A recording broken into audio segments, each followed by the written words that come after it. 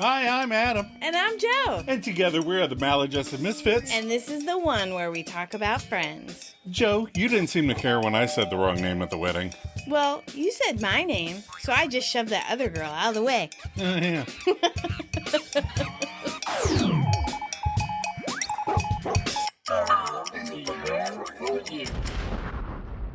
Welcome, Misfits, and hello to any new Friends fans that have stumbled across our podcast. Every week, we rewatch the next episode in sequential order because that makes the most sense. And we break it down. And look up trivia. And give our own maladjusted take on the whole Emily angering episode.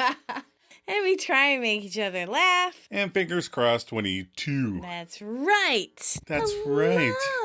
Hi. How are you? I'm good. Where have you been all day?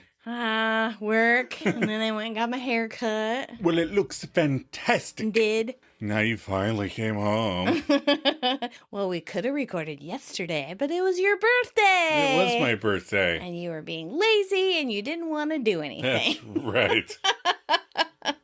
And then I just got home last week because I was in South Carolina by the ocean. Got to walk on the beach every day. Mm-hmm. But then I had explosive diarrhea. I'm sure everybody will be thankful you shared that. Well, you know, it's misfit information. Maladjusted information. Yeah. I don't know if it was something I ate or what, but I had to skip a boat ride with the team because I was too sick to go. You just got pre-ocean sickness. What are we doing this week? This week we're doing the first episode in season 5. Oh my gosh, I can't believe we're in season 5. The one after Ross says Rachel. What's our IMDb plot? A humiliated Emily runs away after Ross says Rachel's name at the altar. Meanwhile, Chandler and Monica struggle to get time alone together. I know how that is. Our episode director is Kevin Bright. Kevin B.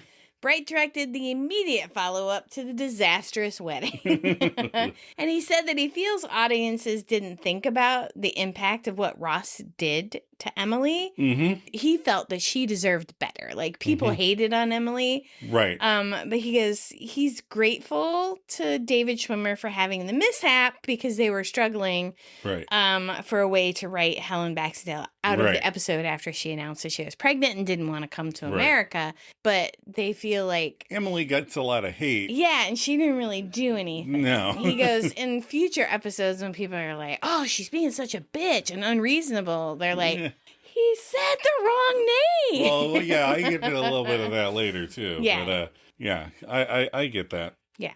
And then episode writer Seth Kurland. He's a returning writer. He only wrote 3 episodes this season, and 4 for the next. And then he went on to write episodes for 8 Simple Rules. Do you remember that show? We never watched it, but it was the one with John Ritter in it.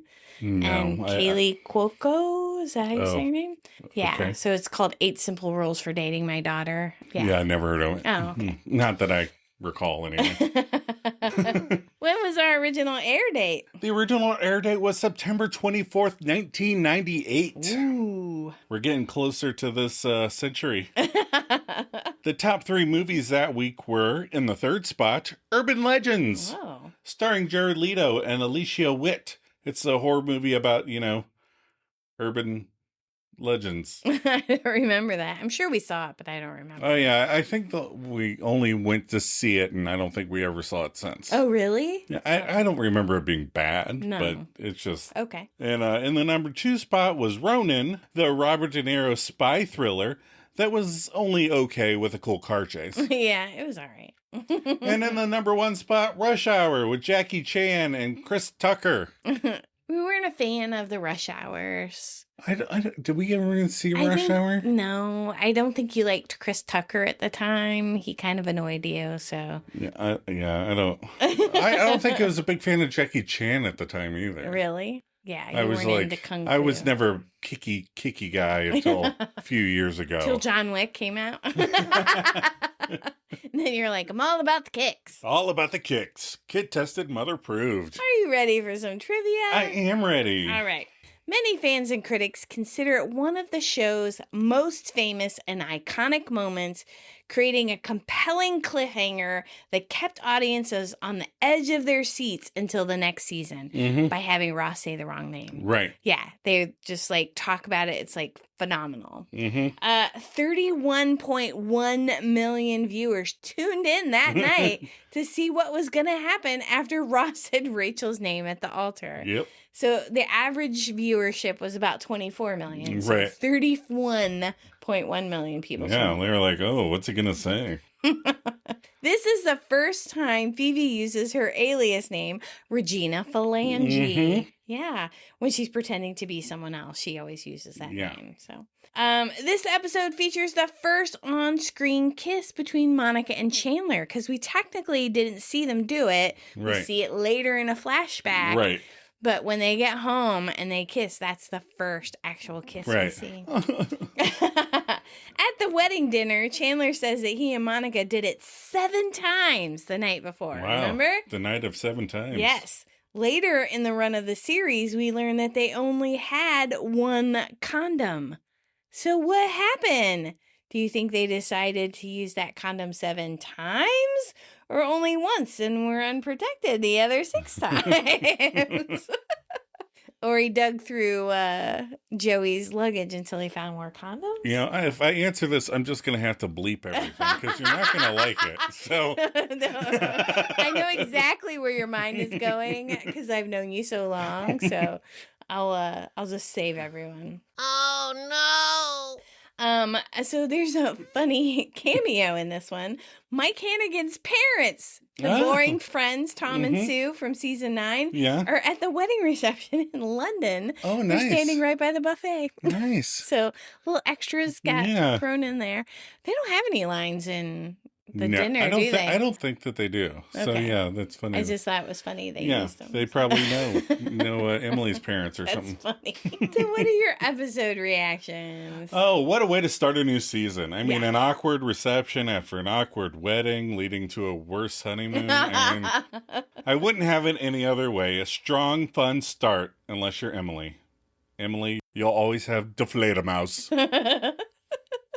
You're right. This one is fun-y. I mean, that is a rough beginning, and Ross is panicked at the reception. Rachel should have not been there. And if I'm honest, I'm a little mad at her this whole episode. And poor Joey gets yelled at to dance, and then the band, and, and Mon and Chandler don't get to do it again. It's fun stuff. Yeah, good times. So ready for some favorites? I am ready. All right. So what's your favorite line, Joe? Oh my God, there were so many good ones in this one. Some that we say all the time. So hard to choose, but I have to go with the one that I say a lot. Oh yes, there you are. Yep, she says it to me almost every day. No, sir. I just like that. The way she says that. It's so funny. What's yours? And I'm going to go with Chandler. It could have been worse. He could have shot her. So true. Favorite moment. I love the whole scene when Mrs. Waltham is full on flirting with Ross. Yeah. When she calls him monkey and she thinks he's absolutely delicious. Yeah. And the pat on the butt, call me. She's not holding back now. Yeah. He totally fucked it up with Emily. So she's like, he's free game. Right. I like the whole scene where Chandler and Monica are in the honeymoon suite and Ross comes in. I like their little back and forth where they're talking about different things. It's fun. Fun. Favorite outfit, I went with Monica's outfit on the plane back to NYC. The little red strappy sundress. She has an orange sweater. Total Joe outfit. Yep, I agree. What about you? I went with Preggers Phoebes and her black dress and her blue flowers on it. A little choker with barrettes. It's cute. Yeah, and I like how she's eating the cereal on her belly. Very cute. All right, themes we explored this episode. Theme 1. Do not offer to take the girl whose name you accidentally said on your honeymoon. Yeah, that's poor choices. Poor choices. Theme 2. Come on. That place has to have bedrooms and other bathrooms, Chandler. Why just the wine cellar? Right? I'm like, that house looked pretty big. Yeah. Maybe they locked the upstairs. Oh, maybe. You know, like people block it off and stuff. Quarantined it off. Theme 3. Rachel, why are you there? Haven't you done enough? See, I think you've been mad at Rachel since she got on the plane. Yeah, oh, yeah. She never should have went, but... And theme 4, it's a very large plane. I do like that line. All right, we're going to take a quick break before we break down the episode.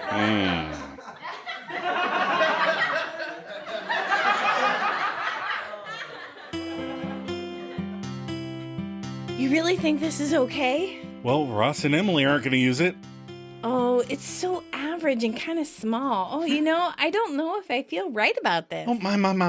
Look, this is the honeymoon suite. The room expects sex.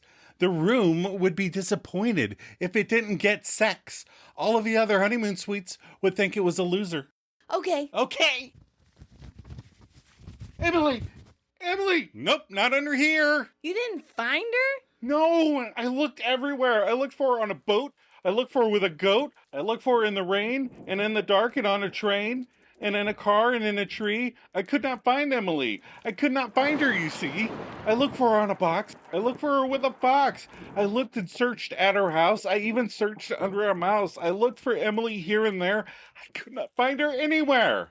Well, you couldn't have looked everywhere or else you would have found her. Yeah, I think you should keep looking. Yeah, for about 30 minutes. Or 45. Wow, 45 minutes you could find her twice. Or even thrice. No, for all I know, she's been trying to find me, but couldn't because I kept moving around. So from now on, I'm staying in one place. Right here. Fuck. All right, we're back. We are back. Ready to break this baby down. Yeah. Well, we start back in the midst of the rubble that was the hall where Emily's mom and pa were married. Ross's wedding has been briefly rewound for us so we can watch Emily's heart get ripped out again. Our minister gets the pre-trauma rolling. Friends, family, we are gathered to celebrate here today the joyous union of Ross and Emily. Then the show fast forwards a little bit to the good part. Now, Ross, repeat after me. I, Ross. And Ross says, I, Ross, getting his own name right. That's right. The unprime minister continues, take thee, Emily. And here's where Ross jumps a couple weddings ahead and says, I take thee, Rachel. And then we get reaction shots of the other friends before Ross realizes his error and corrects himself, Emily. And then he chuckles like he gave the barista the wrong name before saying the correct name again. Emily. Inside the English minister's head, he's like, oh, this is why I don't marry Americans anymore. And then he asked Emily specifically, shall I go on? Yeah. What do you say? Yeah. I mean... At this point, Rachel leans forward to ask a complete stranger sitting in front of her. He said Rachel, right? Do you think I should go up there? Like she would have married him. She would have come up with some reason why she couldn't have married him right then. But that's when you bop the other girl out of the way at my wedding. That's when you went, bink. So that would have made the whole thing a lot more fun. If Rachel would have walked up there, taken the bouquet, kind of nudged Emily out of the way, kind of hit her with a hip, boom. But instead, Emily tells the padre, yes, do go on. There's a couple cut lines. We go to the fathers of the happy couple. Mr. Geller says to Mr. Waltham, he better go on for what I'm paying. And Mr. Waltham says, after what he just said, you're paying for the whole bloody lot. The minister's like, okay, reset. I think we better start again. Ross, repeat after me. I, Ross. Ross starts strong again. I, Ross. And the minister continues, but he throws in a little extra spice on it for Ross this time. Take the Emily. Ross does not care for the Padres' tone. Oh, come on, you deserve it. He's like, take the Emily. And he laughs and goes, like there'd be anybody else. But Emily is kind of glaring at him in a way that would make Michael Myers go, you know what? I'll circle around, come back, kill you later. The minister guy moves along. As my lawful wedded wife in sickness and in health till death parts us. And then Mrs. Waltham says to her hubby, Looks like that might come at any minute. And Ross repeats correctly as my lawfully wedded wife and sickness and health, blah, blah, blah, blah, blah. Ross even adds, I really do. Emily. And he points to her so she knows which Emily he's specifically talking about. The Padre then asks, may I have the rings? And then Joey gives him that ring from the duck's colon. Emily, place this ring on Ross's finger as a symbol of your bond everlasting. And Emily places the ring on his finger using the Shropshire method and makes him squeal. Then the minister continues on. Ross, place this ring on Emily's hand as a symbol of love and blah, blah, blah, blah, blah. And Ross declares, happy to. I love that he says that. Emily doesn't look very happy, but we cut to Rachel also not looking very happy. The minister wraps things up real quick. Ross and Emily have made their declarations, and it gives me great pleasure to declare them husband and wife. And Ross lets out a little yay as Emily just kind of stares at him all awkward, and the Padre even encourages, you may kiss the bride. And Ross kind of goes to kiss her, but she keeps avoiding him until Ross finally catches her on the cheek. Mrs. Geller murmurs to her husband, this is worse than when he married the lesbian. Ouch, mom burn. They usually don't pick on Ross. Yeah. They're like, this is even over the line for you, you old pothead. The alcove band starts to play, and they start down the aisle. Ross tries to take Emily's hand, but she snatches it away from him, and she goes, just keep smiling. And Ross agrees, okay, right as they walk past Rachel. Joey sighs, well, that went well. And Chandler jokes, it could have been worse. He could have shot her. Ross and Emily make it to Joey's little makeout nook as Ross laughs. That was pretty funny, wasn't it? And then Emily connects her hands and swivels, giving Ross an elbow punch to the stomach. Cue an all London montage of I'll be there for you. Oh my God. Then they go to the reception. God only knows why. Well, why did anybody even go? Because it's at their house. They had to go to the reception. Ross and Emily are in the bathroom. Emily is yelling at him. Yes. Rachel, Chandler, Joey, and Monica are standing outside the doorway. You can hear Emily from yelling inside the bathroom. You spoiled everything. It's like a nightmare. My friends and family are out there. How can I face them? How could you do this to me? Joey says to the gang, hey, no matter what happens with Ross and Emily, we still get cake, right? I don't want to say I would be asking the same thing, but cake is pretty good. There's a lot of steak in there in a pan. So Ross comes from the bathroom. That's all right. No, honey, you take your time, sweetie. I'll be right out here. She slams the door in his face, and then he turns to the gang. She's just fixing her makeup. Emily shouts, I hate you! Ross reciprocates with, I love you! I love you! As they make their way to the living room. Mr. Geller approaches and says, boy, bad time to say the wrong name, huh, Ross? Ross, through gritted teeth, goes, that's true. Thanks, Dad. Then shouts, people should be dancing, huh? This is a party. Come on, Joey, dance! Joey makes a feeble attempt to start dancing, but stops when no one else joins in and gives Ross a growl. Like, He's like, I'm white guy dancing. I'm white guy dancing. All right. At this point, Mrs. Waltham's phone rings and she answers it. Yes, Waltham Interiors. And it's Phoebe calling from New York, but she's using a fake voice. Oh. She's like, hello, this is Ross Geller's personal physician, Dr. Phalange. And Mrs. Waltham is like, who?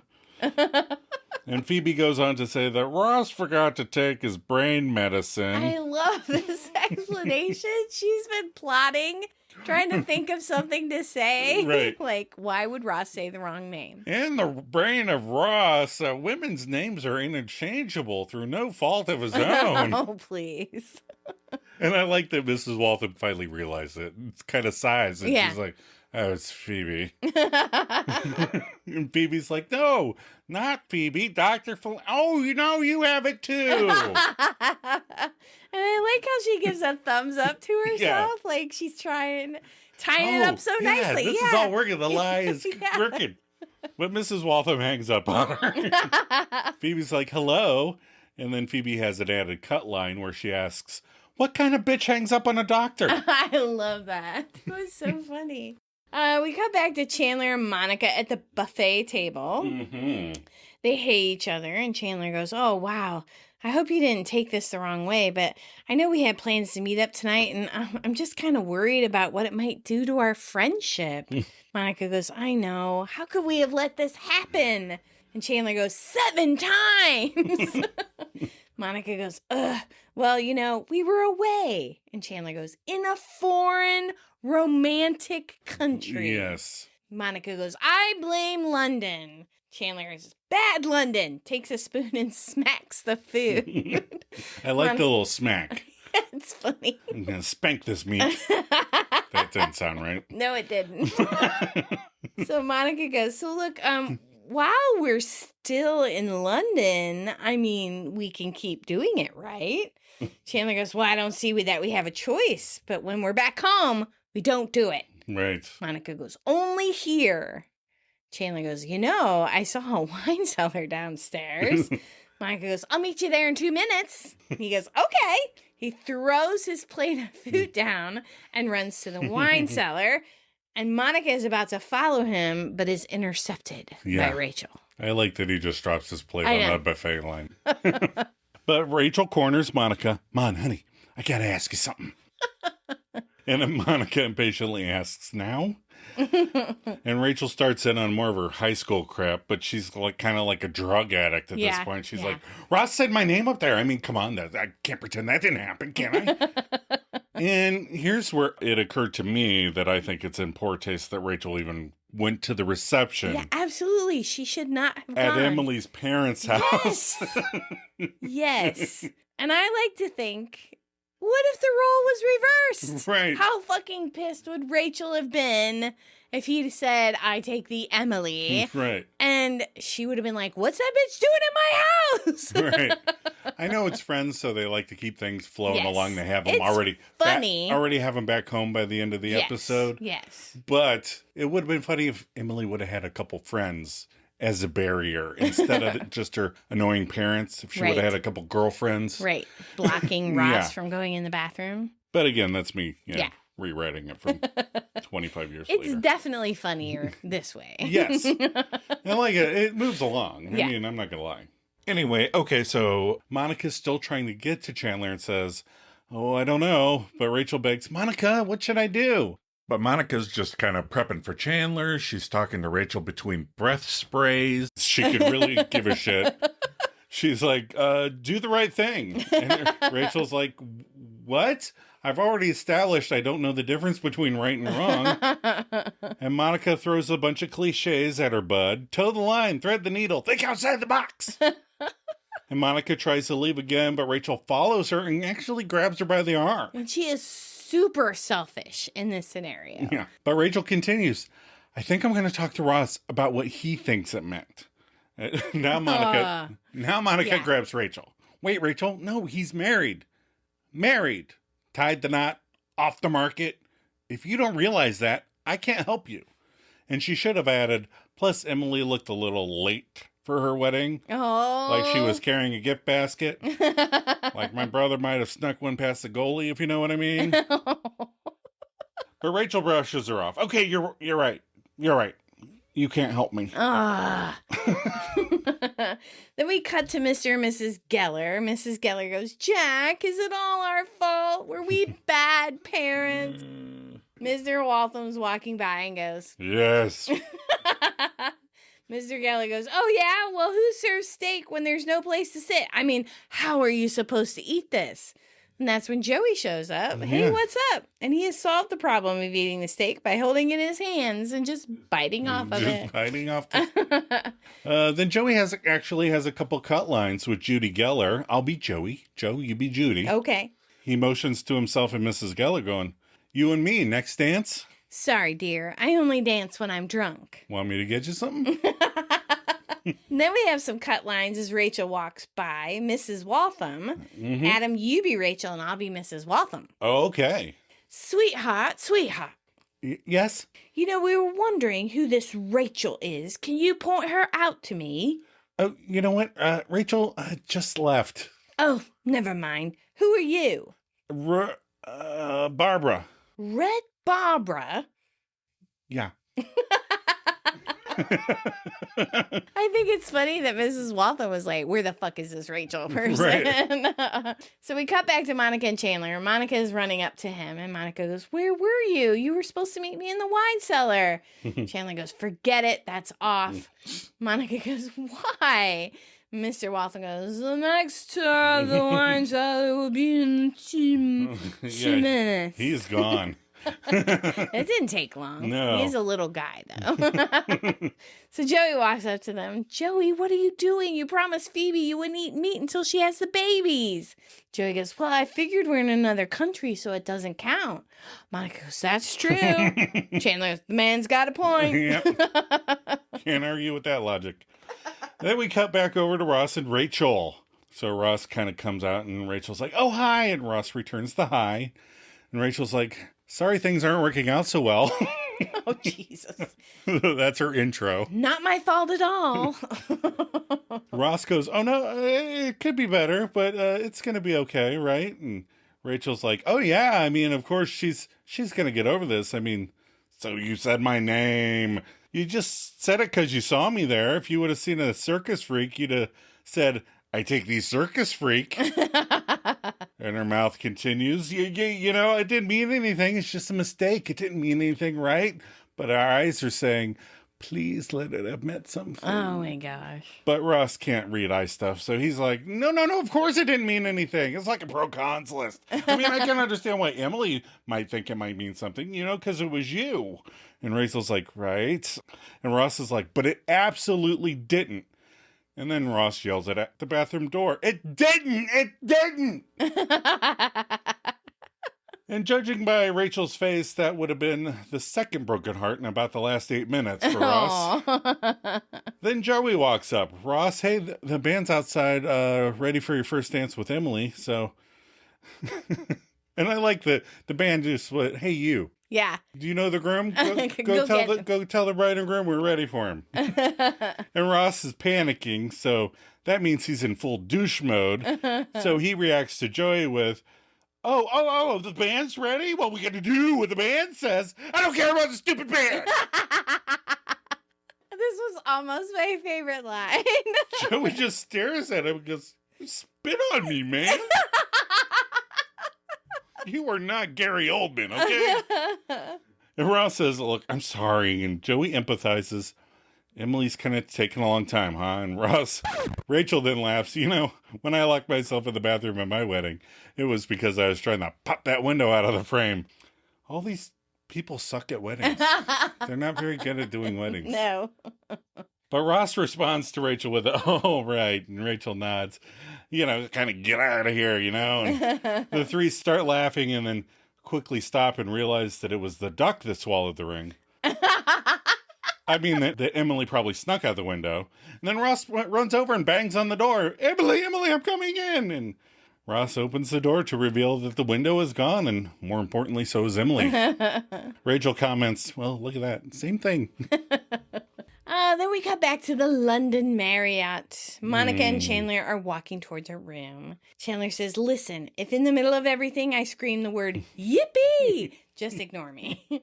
She laughs and opens the door to reveal Rachel sitting on the bed. Ugh. Monica goes, oh my God, Rachel, hi. Chandler has his hands on Monica's shoulders as they enter. I just think it's really cute because he was like pushing her hurriedly into the room. And he goes, oh, hello, Rachel. Rachel starts in again. Ross said my name, okay? My name. And in a cut line, Monica asks, how did you get in here? And Rachel answers with, if anybody asks, I'm your sister Joan. Listen, come on, you guys. Then she continues, Ross said my name up there. That obviously means that he still loves me. And in a cut line, Chandler comments to Monica, your sister Joan is crazy. I love it. They both just stared at her. You know what? Fine. I don't care. Don't believe me. I know I'm right. Do you guys want to go downstairs and get a drink? Chandler goes, yes, we do. But we have to change first. Monica, realizing what Chandler is hinting at, says, yes, I want to change. Why don't you go down and get us a table? Chandler agrees and says, yeah, we'll be down in like 5 minutes. Monica elbows him, 15 minutes. Rachel says, okay, but then the phone rings and Rachel answers it. God, it's not even her room. No. She goes, hello, oh, Phoebes. And then to them, she says, it's Phoebe. Chandler and Monica are less than enthusiastic. Oh, yay, great. Great, Phoebes. Rachel and Phoebe say hi, and Phoebes asks, so what happened? Rachel starts in, well, Ross said my name. Phoebe goes, yeah, I know. I don't think that means anything. She's so dismissive. I love it. Rachel gets comfy on the bed. Okay, Phoebes, you know what? Let's look at this objectively, all right? 9th grade, right? The obsession starts, all right? The summer after 9th grade, he sees me in a 2-piece for the first time. His obsession begins to grow. So then... Rachel has gone bye-bye. Yeah, I hate this part. I'm like, ugh. So Chandler whispers to Monica, hey, listen, why don't we go change in my room? And Monica pulls a Joe and says, but my clothes are, and then they both leave. Cut to Chandler's room. He opens the door slowly to see if Joey is there. And after seeing that he isn't, ushers Monica into the room, closes the door, and puts on the security bar. Chandler tries some sweet talk with, wow, you look... Monica rushes him. No time for that. Skip to the end. They both start to frantically rip each other's clothes off and are interrupted when Joey tries to open the door. Joey sticks his head through and says, hey, dude, let me in. I got a girl out here. Chandler tries, well, I got a girl in here. Joey's not falling for it. No, you don't. I saw you go in there with Monica. Chandler says, well, we were hanging out in here. Joey points out, look, which one of us is going to be having sex in there, me or you? Chandler sees, well, I suppose I'd have to say you. But what if we're watching a movie in here? Monica jumps in with, which we are, and we already paid for it. It's My Giant. Joey's excited. My Giant? I love that movie. Nobody loves My Giant. Its rating is 5 out of 10 on IMDb. I don't even remember it. I don't think we saw it. Yeah, we did not see it. Alrighty. Now, Chandler and Monica bust into Ross and Emily's honeymoon suite. Monica questions, you really think this is okay? But Chandler deduces, well, Ross and Emily aren't going to use it. And Monica gasps, oh, it's so beautiful. Oh, I don't know. I don't feel right about this. Okay, easy, Mom. We stayed at a Best Western that was nicer than that room. Chandler makes an early bid as an advertising man selling, oh, Mom, this is the honeymoon suite. The room expects sex. The room would be disappointed if it didn't get sex. All the other honeymoon suites would think it was a loser. He knows how to play to the judge. Monica, pretty much admitting she didn't need much persuasion, says, okay. And Chandler goes, okay. And they both run to rip the roses and covers off the bed, but are instantly interrupted by Ross calling out Emily's name. And Chandler yells back, nope, not under here. Trying to play it off as if they were looking for her. How would Ross's day have gone if he would have caught Monica and Chandler in La Fragrante Delicto in his honeymoon bed? Oh, my God. He'd have been having to take those pills a lot sooner. What is happening today? Monica asks, you didn't find her? And Ross whines, I looked everywhere. And Chandler channels Mr. Spock saying, well, Jim, you couldn't have looked for her everywhere or else you would have found her. And Monica suggests, yeah, I think you should keep looking. And Chandler adds on, yeah, for about 30 minutes. And Monica adds on to that add-on with, or 45. Chandler comments, wow, in 45 minutes you could find her twice. And Monica has the cutest little smile to that. She's like, oh, I'm going to get some. But Ross doesn't have time for their cute little banter. No, for all I know, she's trying to find me, but couldn't because I kept moving around. No, from now on, I'm staying in one place. And he sits down on the bed that they were going to bone on. Right here. And Chandler shoots Mona, let's get out of here, look. And Monica goes, well, it's getting late. And Chandler goes, yeah, we got to go. And Ross, feeling hated by everyone else in the world, asks, actually, do you guys mind staying here for a little while? And Monica groans, you know, we got to get up early and catch a plane for New York. And Chandler adds, yeah, it's a very large plane. And Blue Ross moans, that's cool. And Chandler gives in, but we'll stay here with you. And Ross perks up a bit. Thanks, guys. And the pair sit down with Ross in the middle. And Chandler reaches around, and it looks like the pair might be holding hands behind Ross until he goes, I really appreciate this, but you don't have to rub my butt. And Chandler takes his hand away, knowing now that it's covered with Ross cooties. Gross. So we're in Ross and Emily's honeymoon suite the next morning. Ross is now asleep, and he has his head in Monica's lap and his feet on Chandler's lap. Monica and Chandler are both still awake and very depressed. Chandler whispers, we have to leave for New York in an hour. Monica says, I know. I've been looking at those doors. They look pretty soundproof, don't you think? Chandler points out, we can't do that. That's insane. I mean, A, he could wake up, and B, let's go for it. They both try to slowly extricate themselves from Ross, but there's a knock on the door that awakens him. Yep. Ross jumps up, Emily, looking around for Emily. He runs to the door. Emily! He opens the door and reveals the Walthams standing outside. And Mr. Waltham just says, no. I like how he says her name like 900 times after he said it the wrong name. Right. It's like, Emily. No. Mrs. Waltham explains, you can forget about Emily. She's not with us. Mr. Waltham says, we've just come for her things. Ross says, wait, where is she? Mr. Waltham points out that she's in hiding. She's utterly humiliated. She doesn't want to see you ever again. Mrs. Waltham sidles up to Ross and says, we're very sad that it didn't work out between you and Emily, monkey. Yeah. But I think you're absolutely delicious. Mr. Waltham says, excuse me, I'm standing right here. Mrs. Waltham retorts, oh yes, there you are. Mrs. W seems more interested now that Ross has broken Emily. I don't think that's very healthy. Maybe they don't get along. Yeah. So Rachel bounds in carrying an armful of those little soaps and goes, hey, you guys, hurry up, get some. There's a whole cart outside. Which normally would really snap Ross right out of it. Sees the Walthams and she stops. Mr. Waltham says, goodbye, Gella. Ross goes, no, hold on, stops Mr. Waltham. Look, your daughter and I are supposed to leave tonight for our honeymoon. Now, you tell her that I'm going to be at the airport, and I hope she'll be there too. Oh, yeah, I said Rachel's name, but it didn't mean anything, okay? She's just a friend, and that's all. That's all. Rachel in the background sits down depressed, and Mon tries to comfort her. I like that the writers are like, if Ross is going to yell about it not meaning anything, Rachel needs to be in the room to hear it. Yeah, she can't not be there to hear it. Right. Now just tell Emily that I love her, and I can't imagine spending my life with anyone else. Please, promise me that you'll tell her that. All right, I'll tell her. And then to his wife, he says, come on, bugger face. Bugger face. Oh, that's fun. Mrs. Waltham, as she walks past Ross, she pats his butt. Call me. Mr. Waltham points out to his wife, you spend half your life in the bathroom. Why don't you ever go out the bloody window? Later, in a Virgin Atlantic flight somewhere over the North Atlantic, Monica and Chandler are sitting in first class, all pent up from not,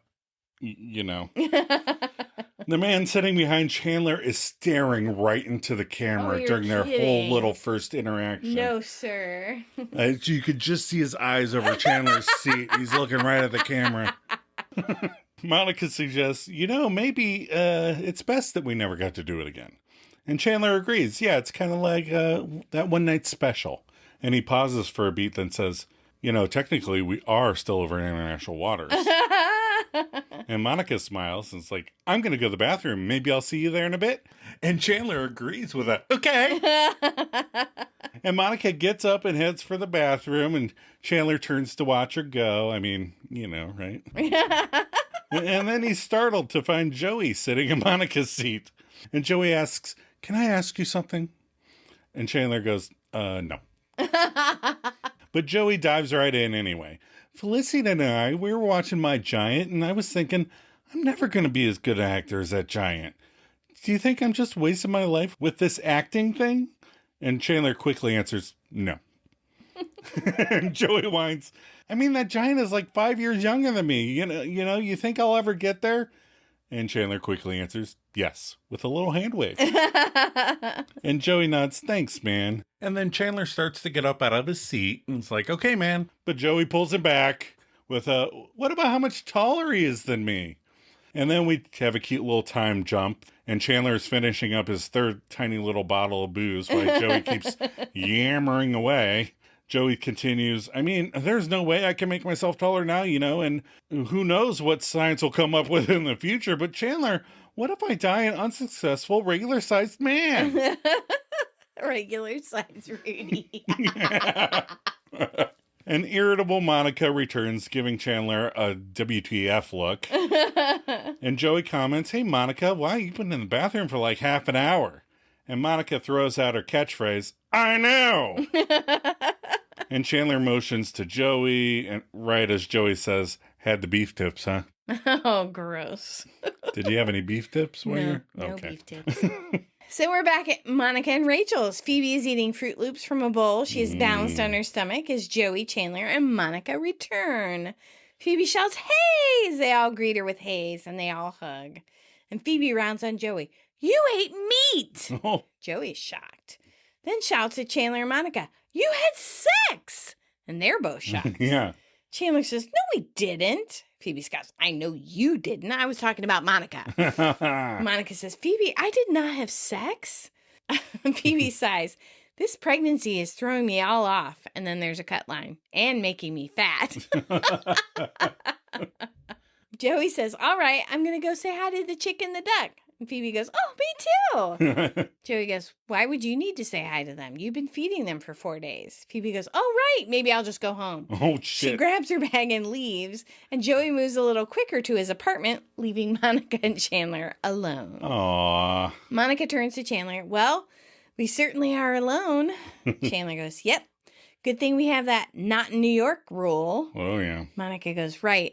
Listen, while we're on the subject, I just wanted to tell you that I was going through a really hard time in London. What with my brother getting married and that guy thinking I was Ross's mother. Chandler nods and laughs, right? Monica says, well, anyway, that night meant a lot to me. I guess I'm just trying to say thanks.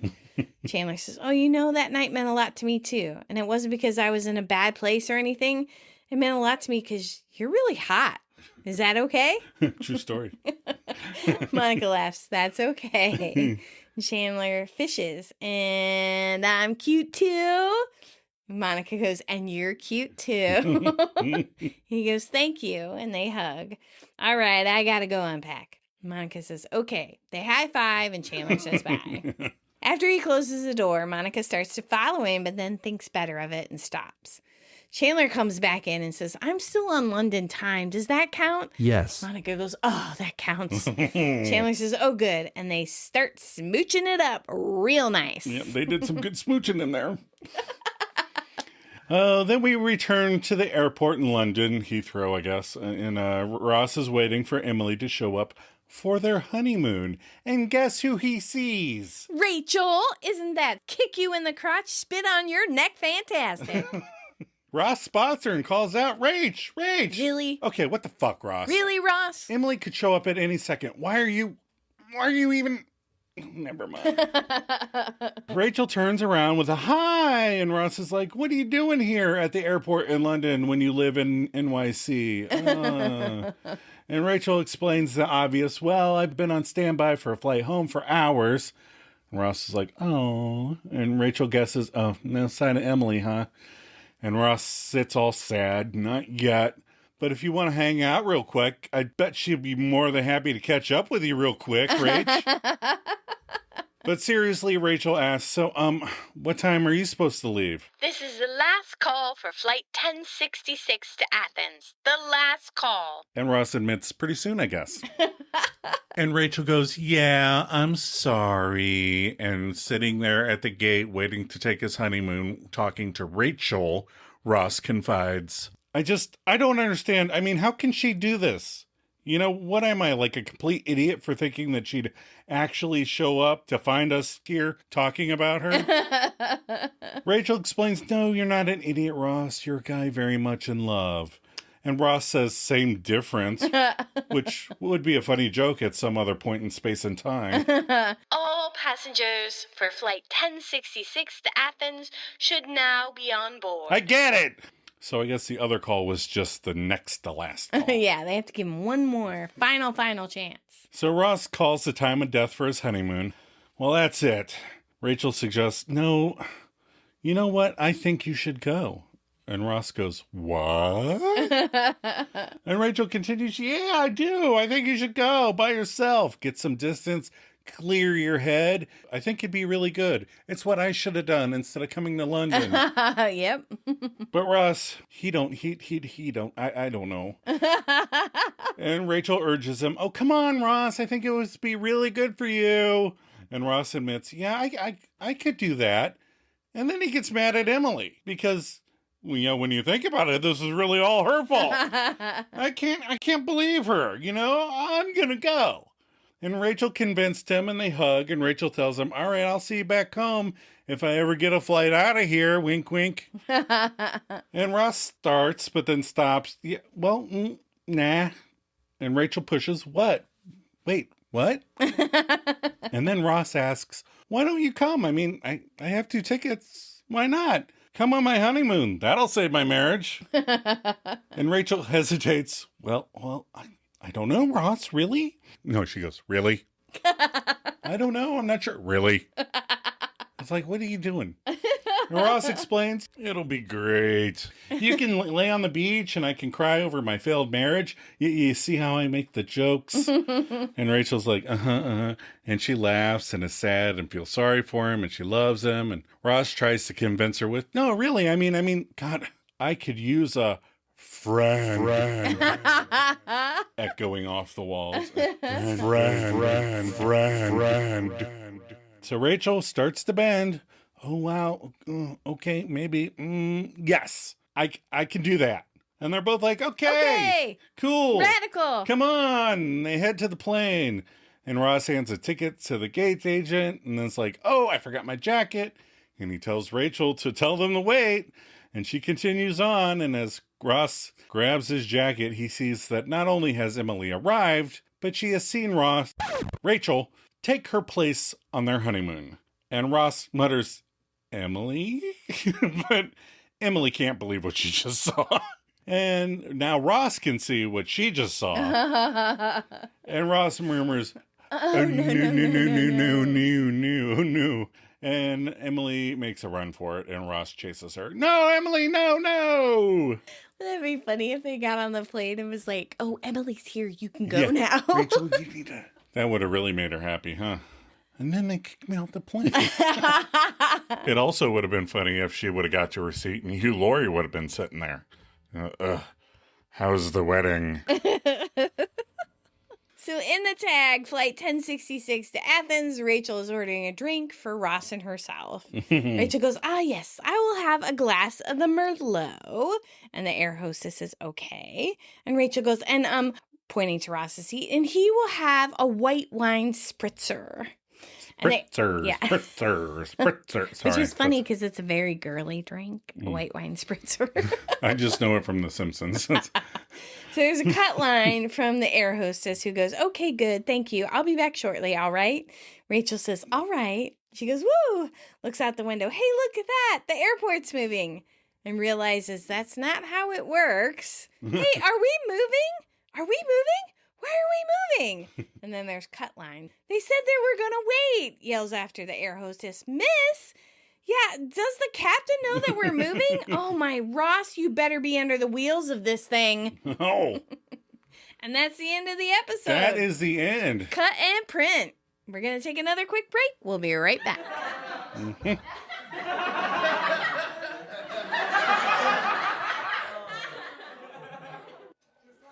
I just don't understand how Emily could do this to me. Am I like a complete idiot for thinking she'd actually show up? No, you're not an idiot, Ross. You're just a guy very much in love with the wrong person. Same difference. Wait, what? All ticketed passengers for Flight 1066 to Athens should be on board. Mother butter, I get it. Well, that's it. No, you know what? I think you should go. I think you should go by yourself on your honeymoon. Get some distance. Clear your head. Forget about what's her name. Rachel. No, Emily. Shit! I don't know. Oh, come on, Ross. I think it'd be really good for you. I could, yeah, I could do that. I know, I can't believe her. So way embarrassed her in front of everyone she knows. No, you know what? I'm gonna go. Good. Thanks. Hug me so tight they can hear it on an audio-only medium. Okay, I'll see you back at home if I ever get a flight out of here. Hey, I had the best idea I've ever had. What? I have 2 tickets. Why not? We can make pretend like it's our honeymoon. Yes, I can do that. Okay. Here are both of our tickets. Oh, wait, I forgot my jacket. Rachel, will you tell them to wait? Just grabbing my jacket. Oh, shit. Hi, Emily. What the actual fuck, Ross? No. No, Emily, don't run. Ow. My old rugby injury.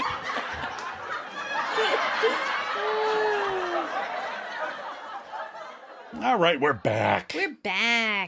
So, what did we learn from this episode? Joe, what did you learn? Rachel is acting very immaturely this episode. Why the fuck does she go to the reception? I mean, I know why she goes. She's selfish and only thinking about her. But I like to say all the time, what if the shoe were on the other foot? How would she have felt? I agree. And I learned that Ross might have recovered from the name slip-up if he hadn't got caught with Rachel at the airport. After that, like it or not, I understand Emily's feelings regarding Rachel. 110%. I mean, you can push the I just slipped up thing at the wedding. It was a slip of the tongue. My brain was elsewhere. Right. I was focusing on you. I don't even know what I said. Right. But that honeymoon thing is... Right. Well, and I'm pissed at Rachel for even agreeing to go. I mean, my God.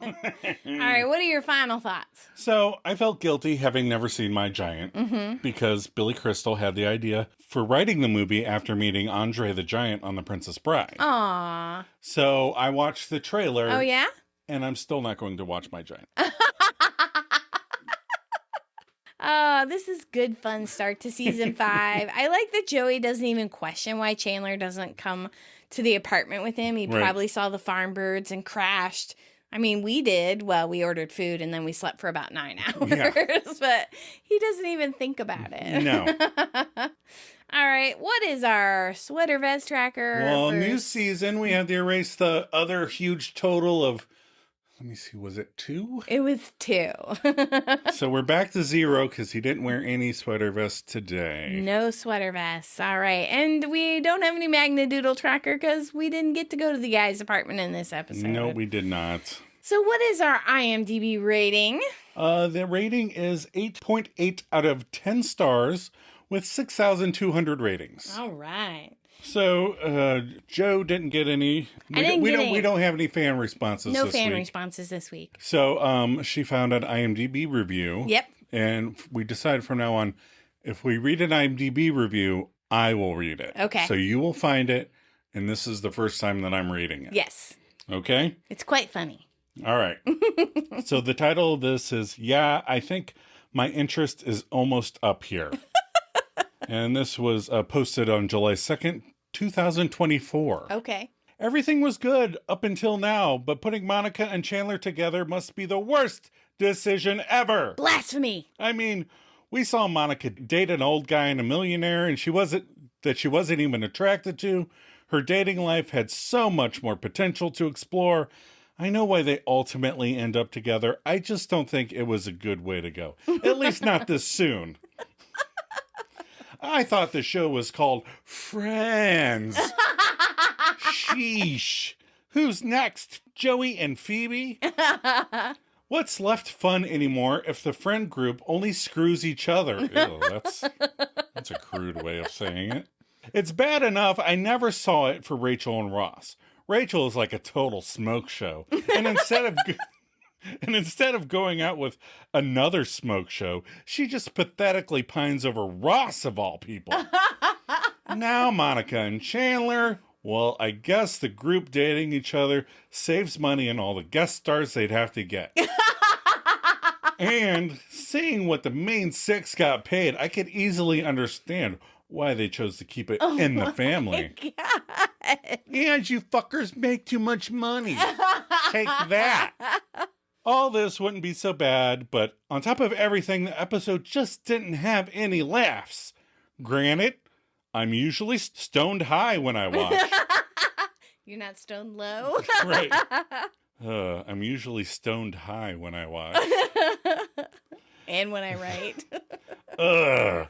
I'll still give season 5 a fair shot.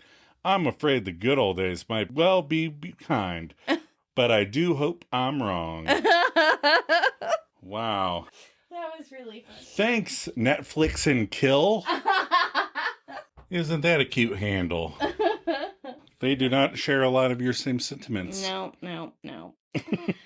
What's next week's episode? Next week is the one with all the kissing. Oh, yay. Tell us what the synopsis is. Ross tries to make nice with Emily. Rachel puts Monica in charge of her love life. Uh-oh. Phoebe gets cranky when the friends keep talking about London. And Chandler must constantly smooch Phoebe and Rachel to cover up his Monica kisses. You wouldn't be mad at that at all. No, probably not. Are you ready for some maladjusted content? Yes, I am. So, I was gone all last week. So, when I got home, we watched a lot of shit. Because you were gone and you wanted to chill. Yeah, I did. I mean, when you're gone for a week Yeah. from home and You with just a bunch of people. Just want to relax. Yeah. So we watched Friendship. Well, we talked about Friendship on the last, but we ran over on time, so we're going to talk about it now. Yeah. And that is Paul Rudd, Friends, and I don't know the other guy. Tim Robinson, I believe. And he has a sketch comedy show somewhere. But it was so good. And that's... It's an awkward movie. Yes. It's a awkward... Like, the guy's awkward to begin with. Right. And then he steadily gets more and more and more to the point where, like, this isn't a real person, right? Like, nobody acts like this. So it was really good, though. It was a good movie. It was fun. It was enjoyed funny. It. Yeah. And then... if you can stand awkward stuff, it's very fun. Yeah, and Paul Rudd's funny in it. Yeah. He's not as, like, goofy funny as he normally is in his movies. No. Yeah, but he's funny. Yeah. And then we watched, so Adam had seen Weapons already. Yes. And he was like, I think you'll like it. I think you need to watch it. And so I was like, okay, fine. And then at the point where I turned to him and said, what the fuck is this movie? It's the craziest thing I've ever seen. He's like, that's exactly where I thought you would turn to me and I thought you would do that at this moment. It was banana crackers, but it's so good. It is very good. It's very good. The ending is so crazy. I'm not going to tell you, but it's so like, oh my gosh. Right. And... the acting is really, it's really good story. It's a really good story. Acting. I love the way they put it together, the way it was filmed. I was going to say, sorry, hold on 1 second. Oh, it is kind of gory. It's very gory. There's some very gory parts in it. Right. But it's also got some really funny parts in it. And I was pleasantly surprised. It wasn't at all what I was expecting. I went into it completely blind. And that's how I suggest you go into it. Yeah. Yeah. Go in as blind as you can. The trailer made it look like a super scary movie to you. And it's scary. It's a horror movie, but it's not as anxiety inducing as you were thinking it was going to be. Right. Yeah. So no, it's very, very good. I enjoyed it very much. And then we watched this Red Letter Media episode where they talked about Joe Dante, the director, and they ranked all of his movies. Yeah. And so we like Joe Dante did The Gremlins. He did The Burbs. Burbs, which is one of your favorite movies. And I totally thought you were going to turn that on. But he turned on Matinee, which is a Joe Dante movie.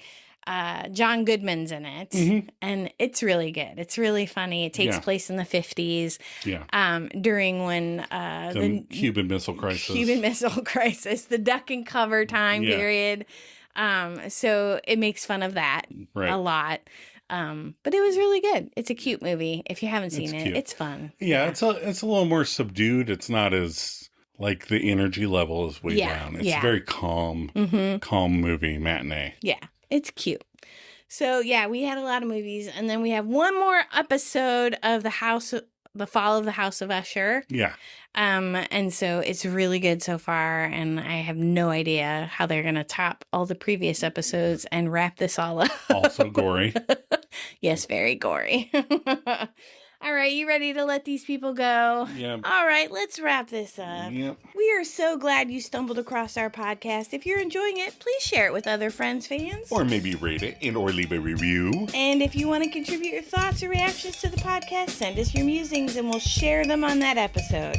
You can also write just to say hey. Yeah, come on. We'd like to hear from even more of you misfits out there. Check the show notes for details. You know how to get a hold of us. Joe, are you ready for a cup of coffee? Always.